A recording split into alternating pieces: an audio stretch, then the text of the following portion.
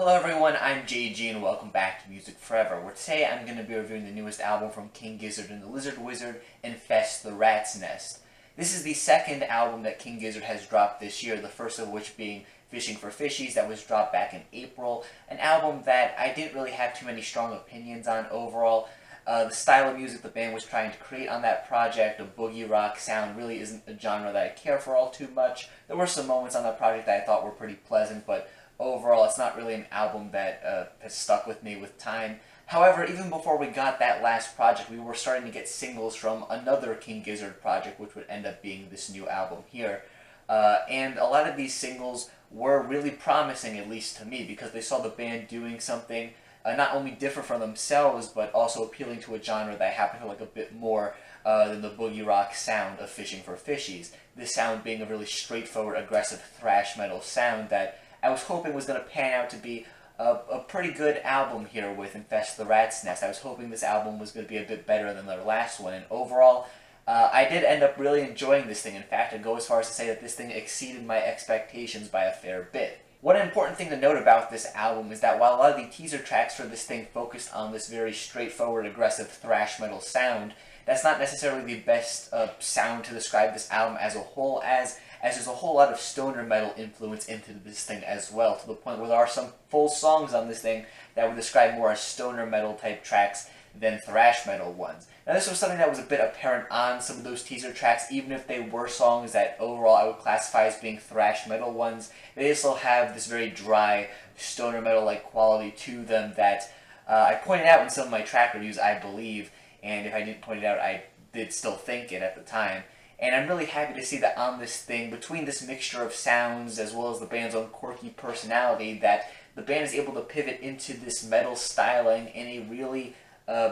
beautiful fashion, I guess. This album, despite not really doing anything super new for, the styles of music it's playing around with, it still manages to be a really engaging and fun listen just because the band does this sound so well on this thing. A lot of the songs on this thing feature very straightforward, aggressive, pummeling thrash riffs that also have this kind of stoner metal-esque quality to them with how dry they sound. It kind of reminds me a bit of some of the thrashier moments that High on Fire has done in the past, but not quite as heavy and sludgy. And along with these really pummeling riffs, you also have some really nice frantic guitar soloing that pops up in a lot of these songs as well, at least on a lot of the thrashier ones. The band certainly brings a lot of energy and life to these songs in between these riffs and solos. All the vocals on this thing, for the most part, are done in these very deep, booming, throaty shouts that I think match up really nicely with the sound of this music. Once again, they remind me a bit more of something that you would hear like on a stoner metal record or like a sludge metal album than something you would hear on a thrash metal record, but it fits in very nicely with the aesthetic and the overall soundscape that the band is creating on this thing. Overall, the vocals here are really strong, and on occasion when the band does decide to switch up the vocals a bit and maybe give us some more clean singing at times, like on Self-Immolate, for example, it's worked to really great effect. And while much of this record is very aggressive and in your face, the band does still leave room for melody here on this thing, especially during the hooks on some of these songs that are pretty catchy at times, like on Planet B, or Perihelion, or some of the songs on this thing that aren't really thrashy in nature. You've got a couple tracks on this thing that just completely break away from the thrash metal stylings of most of this project and decide to play a bit more to a more straightforward stoner metal type sound. The song March for the Rich is probably one of the bigger examples on this thing,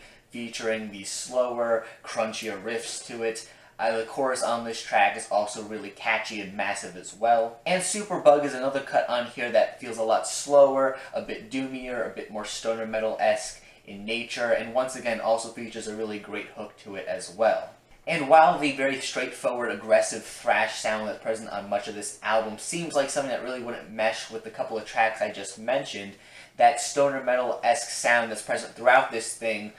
in the guitar work and in the vocals particularly,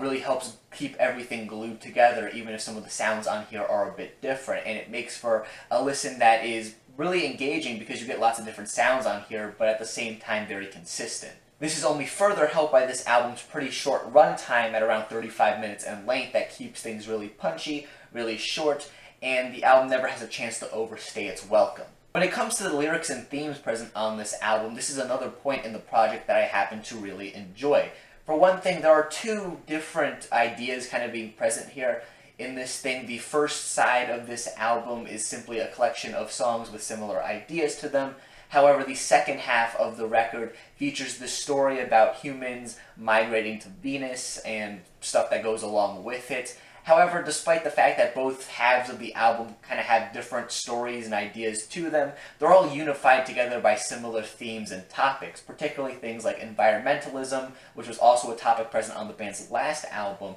However, the approach that the band takes to it here on this new album is very different from the last one. Mostly because the band here is mixing their message of environmentalism and their typical quirks together with this very hellish atmosphere that you would expect from a metal record. For example, they're not just talking about, bad things going on with the Earth, they're making really big apocalyptic examples of it here on this thing. Throughout this album, the band is really focused on the idea that leaving behind Earth in favor of another planet simply isn't an acceptable option, and that instead we need to focus on fixing what we have already here on the planet. This is most notable in tracks like Planet B, which talks about how there's essentially no Planet B or an extra planet to go to in case things go wrong. You also have the track Mars for the Rich, which talks about how if humans were able to colonize Mars and terraform it and stuff, it would be the rich people going there, and instead the poor would be left behind on Earth to essentially rot along with the planet. And then in the second half of the project, you have the story that I mentioned previously, where instead of going to Mars, as mentioned in Mars for the Rich, humanity is colonizing Mars to not really good effect, considering on the track Self-Immolate, it describes, these humans colonizing Mars as essentially, bursting into flames, things of that sort because of the nature of the planet itself, and then in the next track, going to hell. One thing I really like about the lyrics present here on the album is just how they're able to take the typical King Gizzard quirkiness and weirdness, as well as the message that the band wants to bring to the table on this thing, but mix it together in this way that is also really metal in nature. Like I said previously, you have the environmental message, you have some of the quirkiness with the story that's being told in the second half of this thing, but of course, you have this really hellish atmosphere that's brought out in a lot of these songs as well, especially on tracks like Self-Immolate and, the track that's titled Hell itself. Kind of obvious, but I think the band just does a really nice job of mixing the hellish atmosphere often associated with metal music and the kind of political and social messaging that's also present in a lot of thrash as well, and merging it with their own quirky sound. Essentially, when it comes to the lyrics and themes here on the album, much like the general sound of this thing, it really comes across like King Gizzard is mixing their own core identity with this new style of music so effortlessly, to the point where it seems like the band has been making this style of music for years now at this point, instead of just starting it for the first time. If I had any complaints with this project, particularly with the lyrics and themes, it would have to be that I wish overall that the narrative that's brought up in the second half of this album was essentially just the topic for the album as a whole, because I feel like a lot of the ideas brought up in the first half of the album where there isn't a narrative are also ideas that are brought up in the second half too, to the point where I think if you rearrange some of the ideas here and some of the songs, as well as expand on some of the ideas at different parts, you could have made a really cohesive concept album overall, instead of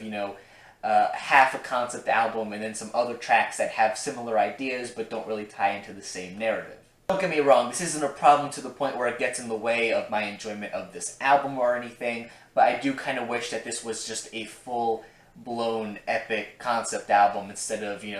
half of it. But aside from that, I can't really think of too many other complaints I really would have with this album. Like I said previously, I came into this thing expecting to like it, given the fact that I liked a lot of the teaser tracks and I liked the sound that the band was going for on this thing, but I was still, blown away by this new album here, because I think the band just does such a great job of moving into this new style of music while maintaining what makes them